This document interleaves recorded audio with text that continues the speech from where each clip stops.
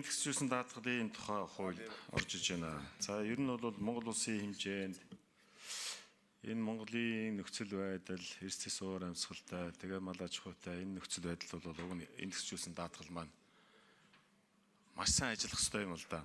Тэгээ өнөөдрийн хүртэл ер нь бараг л хэрэгжээгүй гэж хэлж болохоор ийм хууль байгаа.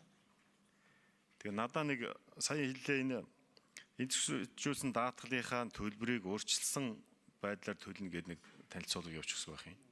Өөрчилсөн төлнө гэдэг. Тэгээ энэ өөрчилсөн төлнө гэдгийг одоо ямар учиртай гэдгийг нэг хэлж өгөөч. Бүр урьдчилаа төлчихнө гэсэн утга бол байж болохгүй шүү дээ.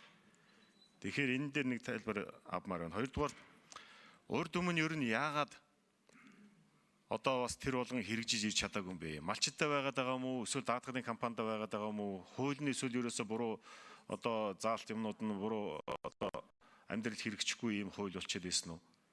Мэргэжлийн үүднээс сангийн яам, хөдөө аж ахуйн яам энэ дэр нэг сайхан танилцуулга хийгээд тэгж яагаад урд нь ерөөсөө тэр бүр хэрэгжиж чадаагүй юм бэ гэдэг дээр ямар дүгнэлт та бүхний хувьд гарсан юм бэ гэдэг дээр хариулт авах.